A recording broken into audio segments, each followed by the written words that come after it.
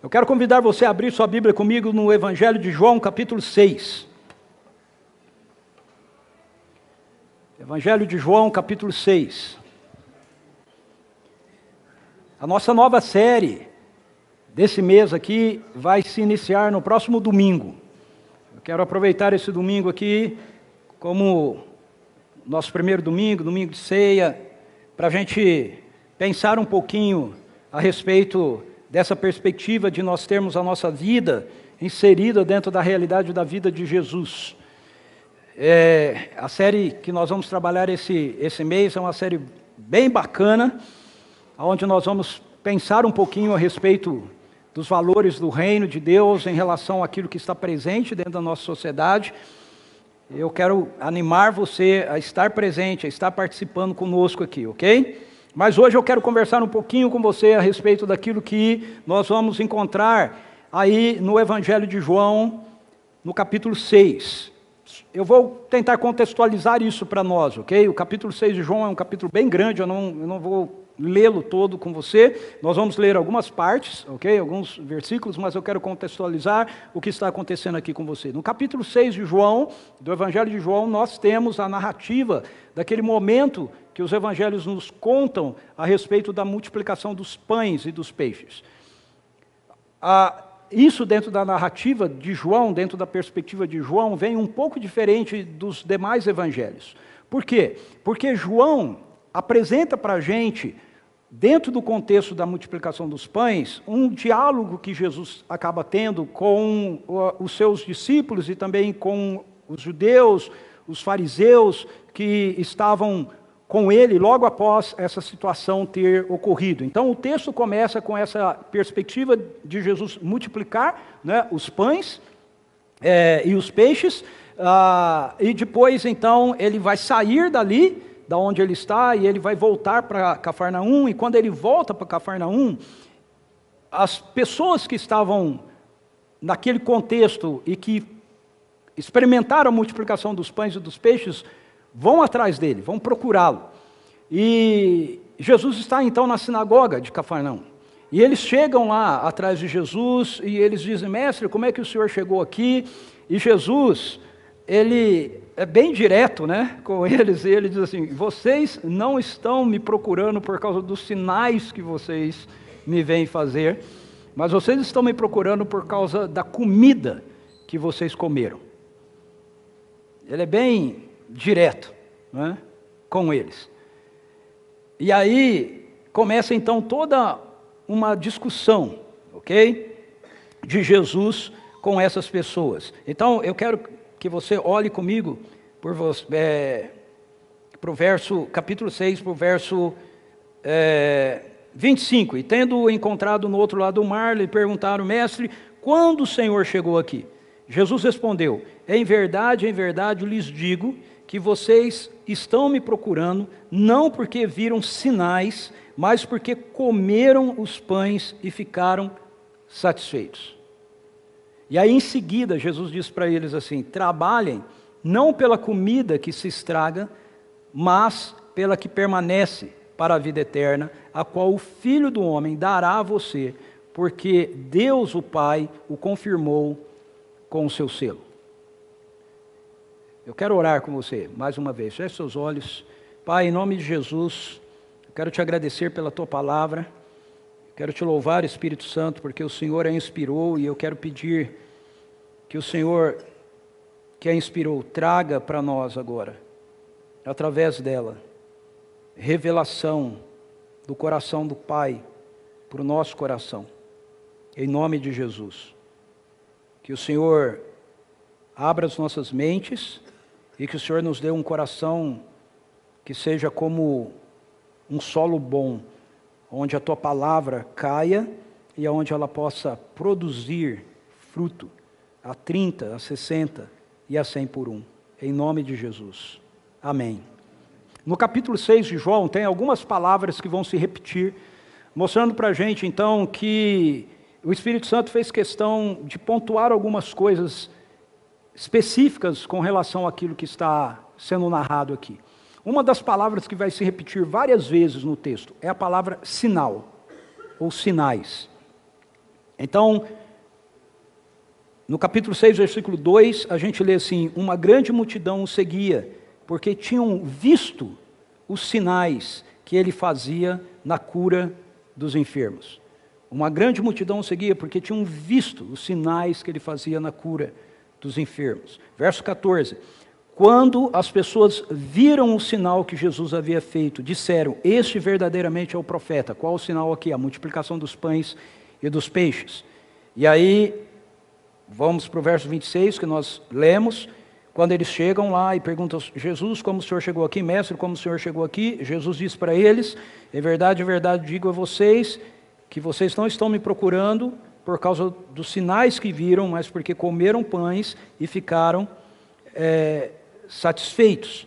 Então, você tem várias vezes essa menção dos sinais. Mais uma vez que aparece, vai ser no verso 30, diz assim: então eles disseram: que sinal o Senhor fará para que vejamos e creamos no Senhor?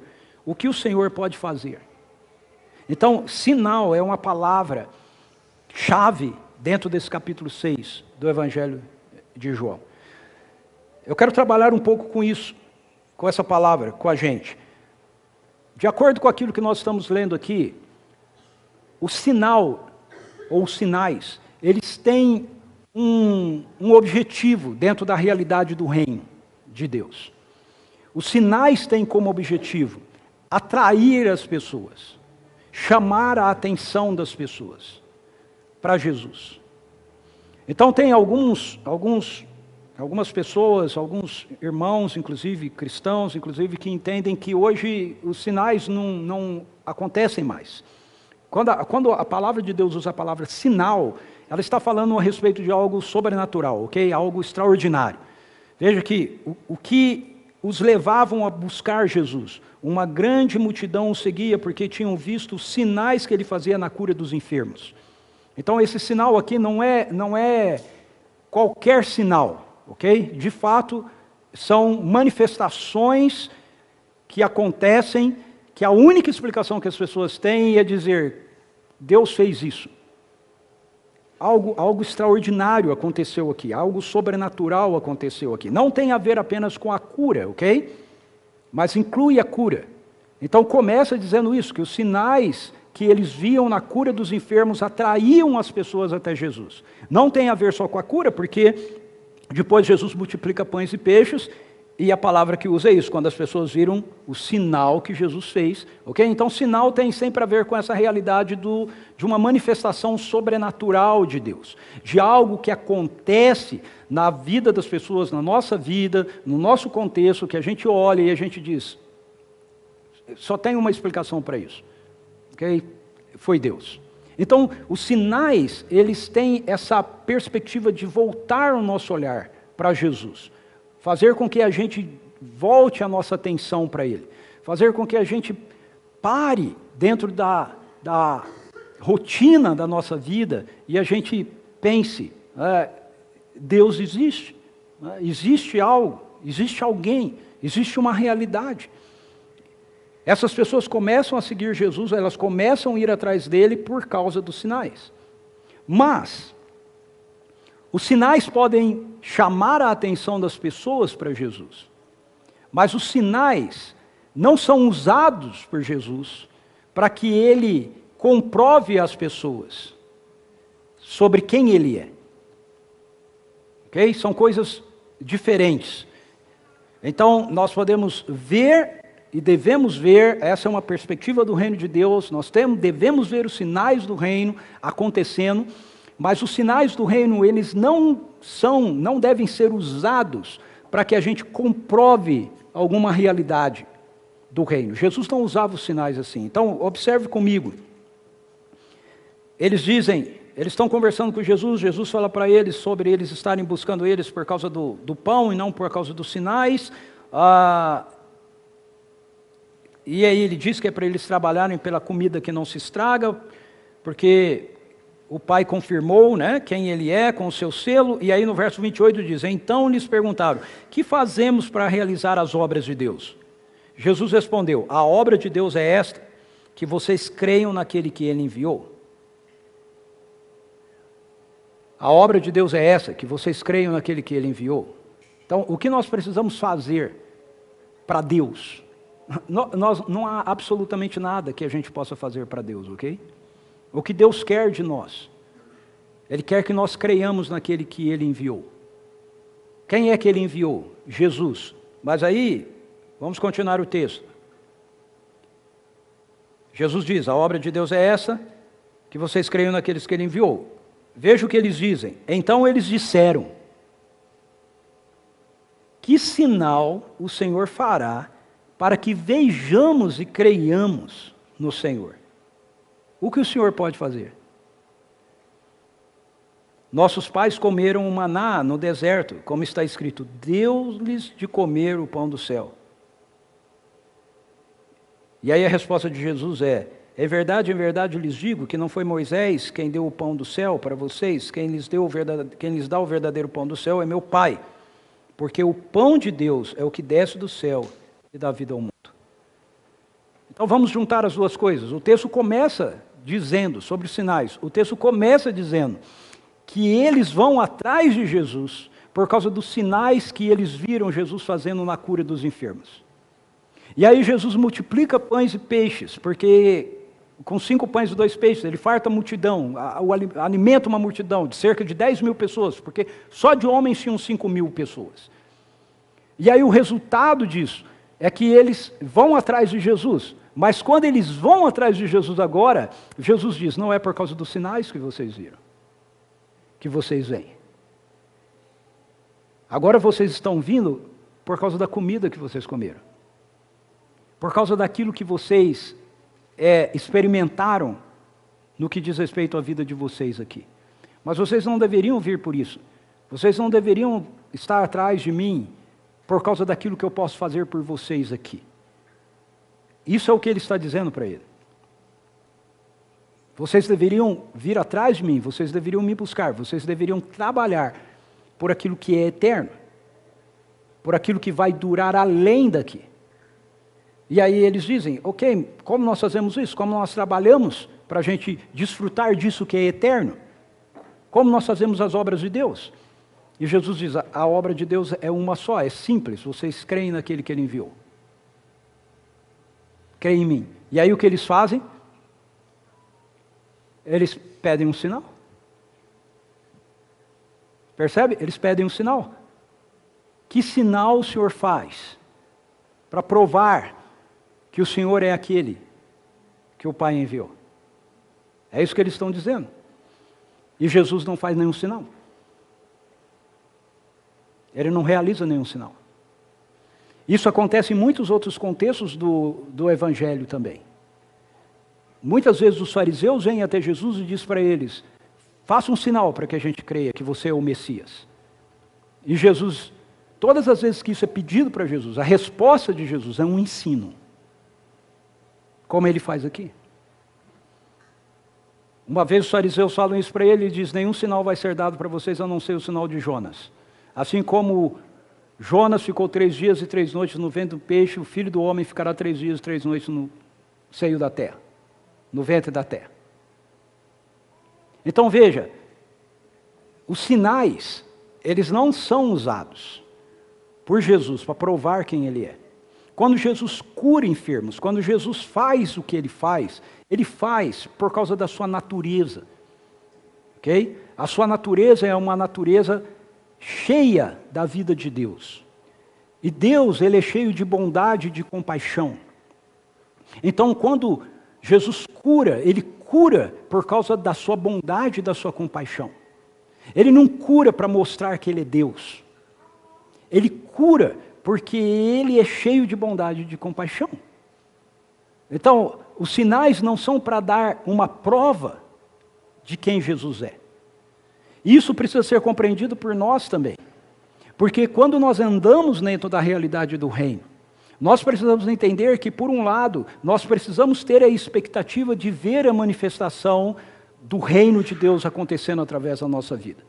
Nós temos que ter essa expectativa de ver os sinais do reino se manifestando através da nossa vida, porque não há nada teórico no reino de Deus. Tudo aquilo que as Escrituras nos apresentam são realidades que devem ser vividas por nós. Mas, por outro lado, Nós precisamos cuidar para não cairmos na ideia ou na tentação de que nós precisamos ver sinais, ok? Como uma comprovação de quem Jesus é. Ficou confuso isso? Sim, tá claro o que eu tentei explicar aqui?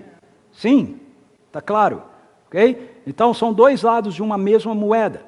Nós temos que ter a expectativa, por um lado, dos sinais do reino, de vermos a manifestação do poder de Deus, orarmos para que a gente veja isso acontecendo, orar por enfermos, pedir para que Deus faça coisas maravilhosas e extraordinárias diante dos desafios que nós temos, ver o avanço do reino dele acontecer, seja o que for, realidades que estão no céu se manifestando na terra e tal. Um lado da moeda. O outro lado da moeda, nada disso, ok? Deve ser buscado, deve ser feito como uma comprovação de que, de fato, Jesus é quem ele diz ser. Ou que nós estamos realmente, através disso, mostrando que nós estamos, de fato, com Deus. Toda a movimentação do reino, do céu para a terra, se dá mediante a nossa compreensão do coração de Deus e o nosso alinhamento com o coração de Deus. E esse é o segundo aspecto que eu quero colocar aqui para vocês. Veja, Jesus, ele deixa claro que ele veio para fazer a vontade do Pai. As coisas que ele realizava, as coisas que ele fazia, ele não fazia para comprovar quem ele era. Ele fazia porque o coração dele estava alinhado com o coração do Pai. Ele sabia como é que era o coração do Pai e ele manifestava o coração do Pai através da vida dele. Jesus, nesse texto, ele vai usar isso com uma metáfora, que é a metáfora do pão. Porque isso acontece, como eu falei, dentro da questão da multiplicação dos pães. Então eles vieram porque eles viram a multiplicação dos pães e eles falam para Jesus isso. Qual sinal o Senhor faz? Os nossos pais comeram do maná que caiu do céu. Então, eles tiveram um sinal de Deus. E aí Jesus diz, mas o pão que alimenta, o pão que vem de Deus, não é o maná que caiu lá, mas sou eu. O pão, verso 33, porque o pão de Deus é o que desce do céu e dá vida ao mundo. Então eles disseram, Senhor, dê-nos sempre desse pão. Jesus respondeu, eu sou o pão da vida. Quem vem a mim jamais terá fome, quem crê em mim jamais terá sede. Eu sou o pão da vida. Verso 38, porque eu desci do céu, não para fazer a minha própria vontade, mas a vontade daquele que me enviou. Porque eu desci do céu para fazer não a minha vontade, mas a vontade daquele que me enviou. Então, Jesus realizou, através da vida dele aqui, tudo o que ele realizou. Porque ele estava manifestando o coração do Pai. Ele estava manifestando a realidade daquilo que estava no coração do Pai. Ele estava trazendo as realidades do céu, onde o Pai está, para dentro da realidade do mundo em que nós estamos vivendo. Essa afirmação de Jesus precisa nos levar a entender não apenas a realidade da sua morte na cruz. Jesus morre naquela cruz porque esse é o desejo do Pai para a salvação do seu povo. Mas tudo o mais que Jesus faz está na mesma perspectiva do porquê que ele morreu na cruz. Tudo. A multiplicação dos pães, a cura das pessoas, ressurreição de mortos, ok? Libertação dos cativos, todas as coisas que Jesus faz. Ele faz porque o coração dele está revelando o coração do Pai. Então, eu e você, quando nós estamos ligados a Jesus, nós precisamos entender que as coisas que nós fazemos devem ou deveriam expressar aquilo que está no coração do Pai.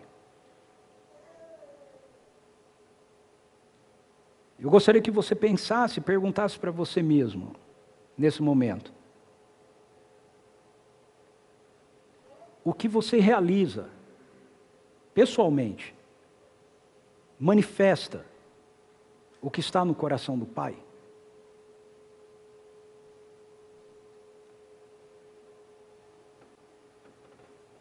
o que nós realizamos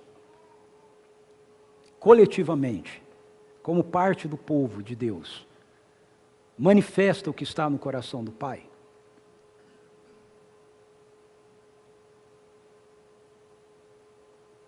Porque essa é a realidade que Jesus carrega nele. E se nós estamos nele, essa é a realidade que vai ser manifestada através da nossa vida também. Mas isso só pode ser manifestado na minha vida e na sua vida se de fato nós estivermos inseridos na vida dele.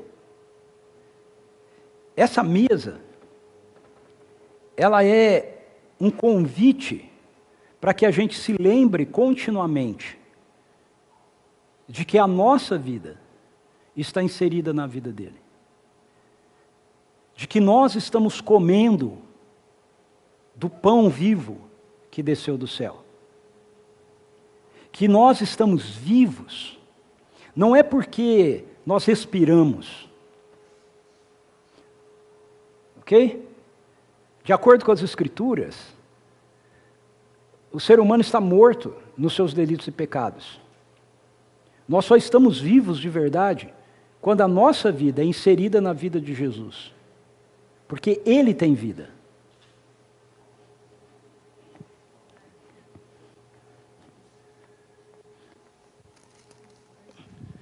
Vou te dar um exemplo. Opa.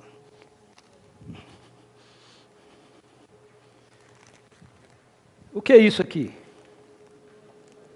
É um vaso, né? Uma planta, que a minha esposa vai me esganar daqui a pouco. Mas tudo bem.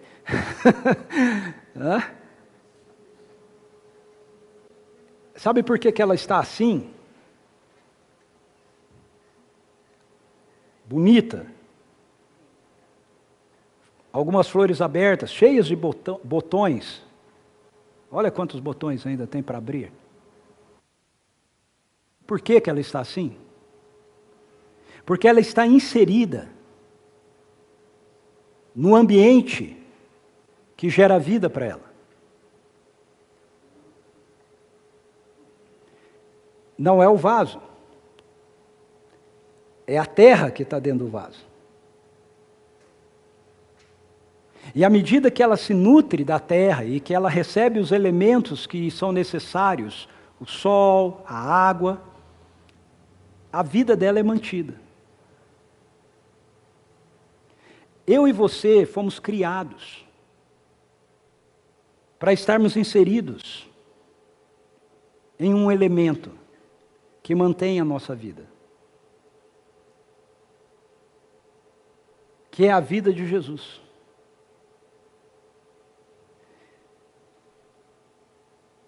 Eu sou o pão da vida, verso 35, eu sou o pão da vida.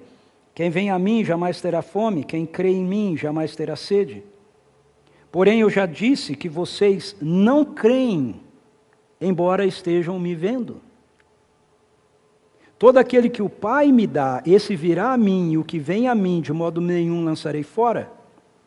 Porque eu desci do céu, não para fazer a minha própria vontade, mas a vontade daquele que me enviou. E a vontade de quem me enviou é esta, que eu não perca nenhum dos que ele me deu. Pelo contrário, eu o ressuscitarei no último dia. De fato, a vontade de meu Pai é que todo aquele que vir o Filho e nele crer, tenha a vida eterna. E eu o ressuscitarei no último dia. Jesus está fazendo uma promessa aqui. Ele está dizendo, eu garanto para vocês, que se vocês me verem, e se vocês creem em mim, se vocês se relacionarem comigo, a morte não é mais um problema para vocês.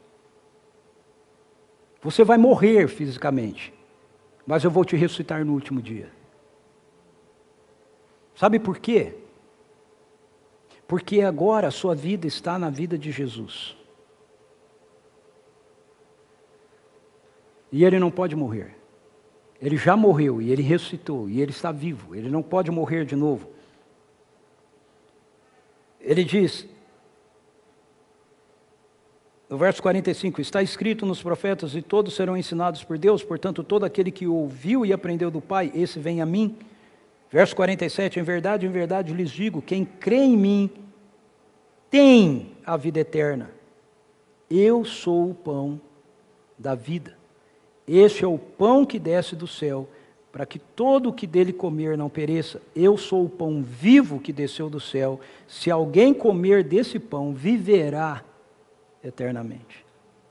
Se você come, Jesus está usando metáforas aqui, ok? Se você come da vida dele, ou seja, se você é inserido na vida dele, se você mantém a sua vida na vida dele, num contínuo relacionamento, ok? Num relacionamento de intimidade com ele, ainda que você morra, você será ressuscitado por ele no último dia. Ainda que o seu corpo físico morra, você vai ser ressuscitado por ele no último dia. Por quê? Ele diz, porque você tem a vida eterna. Não é porque você terá a vida eterna. Você não terá a vida eterna quando você for ressuscitado dos mortos. Você tem a vida eterna porque a sua vida foi inserida na vida de Jesus. Em João capítulo 17, verso 3, Jesus diz assim, porque esta é a vida eterna, que te conheçam a ti, o único Deus verdadeiro, e a Jesus Cristo a quem tu enviaste. Então, a vida eterna não tem a ver com a perspectiva daquilo que nós vamos desfrutar quando nós ressuscitarmos. Ela tem a ver com aquilo que nós estamos desfrutando a partir do momento que a nossa vida é inserida na vida de Jesus. Ou seja, Ele é esse ambiente da vida eterna. Você não tem vida eterna no céu. Você tem vida eterna em Jesus.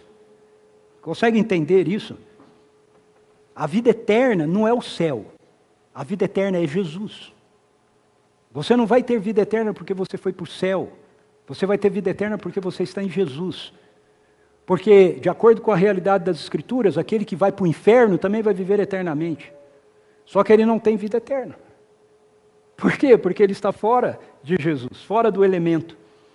Então, a perspectiva que eu e você temos, o que essa mesa fala para mim e para você, quando você come do pão, quando você bebe do cálice, a minha vida está na vida de Jesus. A vida dele me alimenta. A vida dele me alimenta. Eu estou vivo, porque eu estou inserido nele.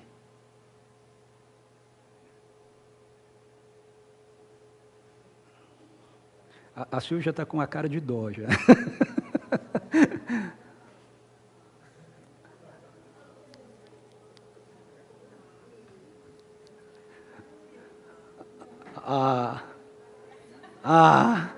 Não faça isso, pastor. É linda, né?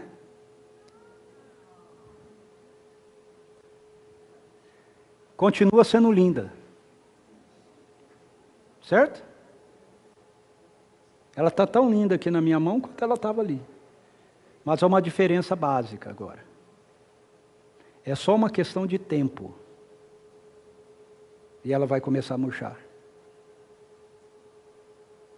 As pétalas vão começar a cair. A beleza vai começar a dar sinais de morte. Mas é a mesma flor. O que mudou? Ela foi tirada do ambiente que lhe dá vida. Assim é a humanidade, querida. Não tenha dúvida quanto a isso. Assim é a vida daquele seu amigo, daquela sua amiga que trabalha com você e não conhece Jesus. Assim é a vida daquele vizinho que você tem, que não conhece Jesus. Assim é a vida daquele seu amigo que senta com você na escola, na universidade, que joga basquete com você, que vai na academia, que você acha um cara tão legal, mas não conhece Jesus. Ele parece que está vivo. É só uma questão de tempo. É só uma questão de tempo. O que acontece com essa parte aqui? Ela vai morrer. Mas o que acontece com essa aqui? É só uma questão de tempo permanecendo no ambiente certo, na relação certa. No caso da planta, sol, água, o adubo e etc. Um novo botão vai surgir aqui. Uma nova vida vai se manifestar aqui. Porque ela está no ambiente onde ela foi criada para estar. É exatamente assim na vida daqueles que se tornam seguidores de Jesus. A gente é inserido nesse ambiente de volta, onde a gente foi criado para estar. E mesmo que hajam momentos onde a gente se sinta um pouquinho mais murcho, mesmo que hajam momentos onde as pétalas caiam daqui, mesmo que hajam momentos onde, por falta da água necessária, as folhas murcham, porque você está no ambiente correto. Quando a água é colocada de novo, quando o sol é dado outra vez, a planta responde. Porque você está inserido na vida de Jesus. Quando você volta o seu coração para Ele outra vez, quando você confessa o seu pecado que te murchou, quando você apresenta para Ele o seu coração ferido, quebrado, decepcionado por causa de alguma circunstância que afetou a sua vida e que acabou fazendo você ficar distante dele por um tempo. Sabe, mas quando você volta, quando a água do Espírito é derramado de novo sobre você, quando você prova de novo da vida, do pão, quando você bebe de novo da vida, do cálice, um novo botão nasce. Há renovação em você. Por quê? Porque você não é isso aqui. Você é isso aqui.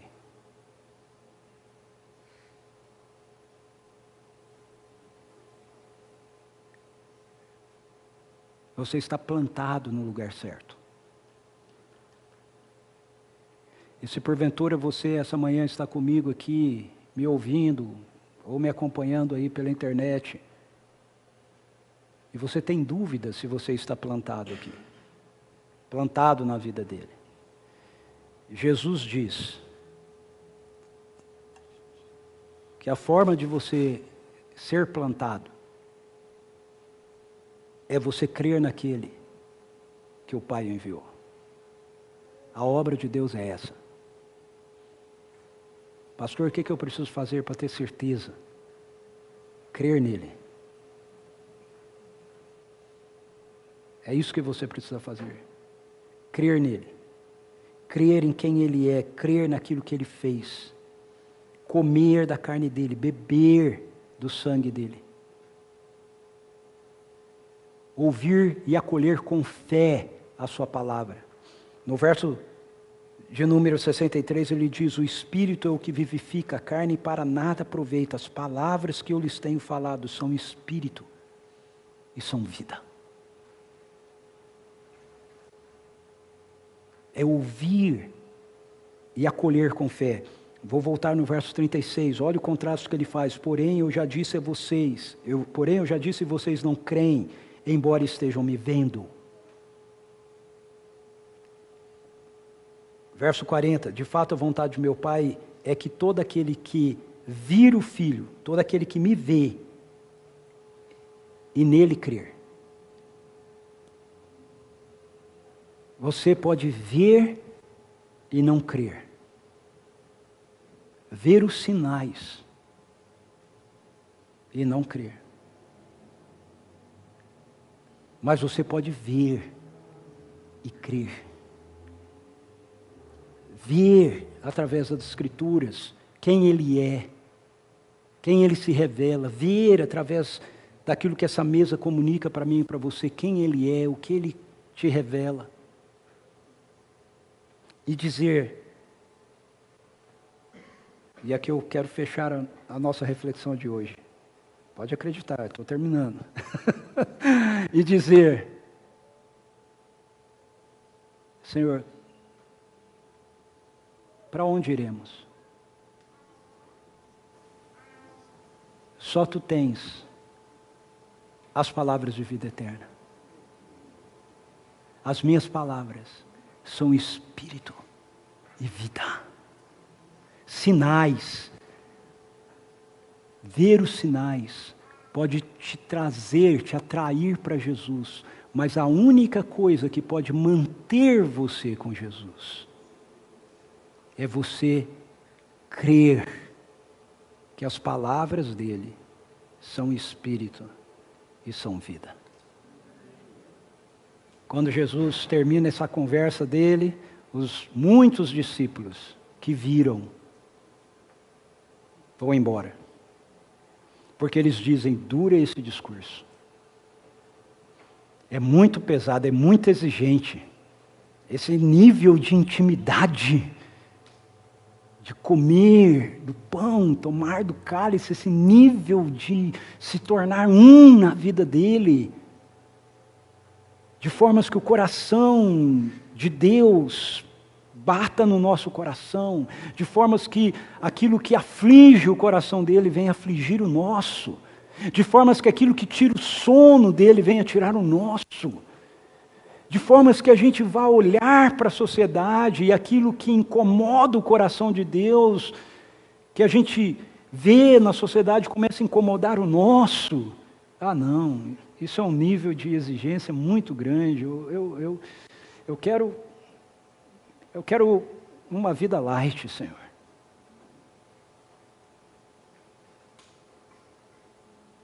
Mas quando eu experimento, quando eu vejo e creio, a minha resposta é essa que o Pedro dá em nome dos 12. Depois que vários discípulos de Jesus o abandonam. Depois de terem ouvido Jesus dizer: as minhas palavras são espírito e vida. Eles vão embora. Mas Pedro vira-se para Jesus, depois que Jesus pergunta: e vocês não querem ir também? Senhor, para onde a gente vai? Para quem a gente vai?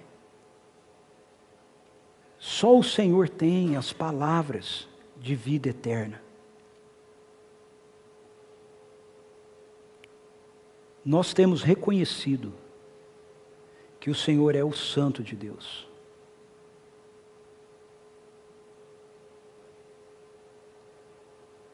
Os sinais atraem, mas é o fascínio com quem Ele é que nos mantém.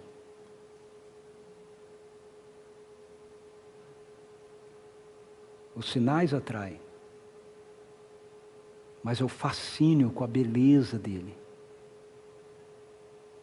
com compreender que Ele é o Santo de Deus que veio ao mundo, que Ele é o pão vivo que desceu do céu, que Ele não é o maná que estraga,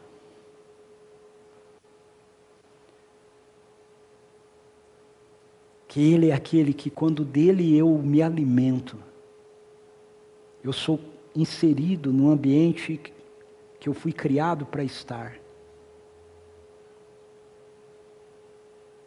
Eu tenho vida. E ainda que o meu corpo morra, eu aguardo por aquele momento em que Ele vai me levantar dos mortos. Porque eu tenho vida eterna. Eu não terei. Eu tenho. Então, meu querido e minha querida, comer do pão, beber do cálice, esses elementos físicos, não tem nada de especial e de sobrenatural neles, para fazer qualquer coisa por você. mas comer do pão, beber do cálice, se lembrando que ouvir as palavras de Jesus é receber espírito e vida. É uma perspectiva de que você foi posto em uma aliança da qual você não vai ser retirado. Então, quando você faz isso aqui, você está se lembrando de que você tem a sua vida inserida na vida dele, você come da vida dele, você bebe da vida dele, pelo Espírito, e por isso você vive eternamente.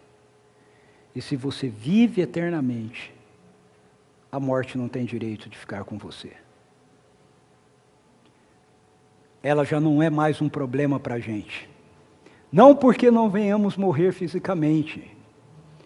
Eu confesso que eu espero não precisar morrer fisicamente. Eu espero que Jesus retorne antes disso acontecer. Mas porque se isso acontecer, eu sei que ela não tem direito sobre mim. Porque a minha vida está na vida da ressurreição dele. Feche seus olhos, curva a sua cabeça. Eu quero convidar você a dizer: Senhor, eu estou naquele vaso. Eu estou no vaso da sua vida.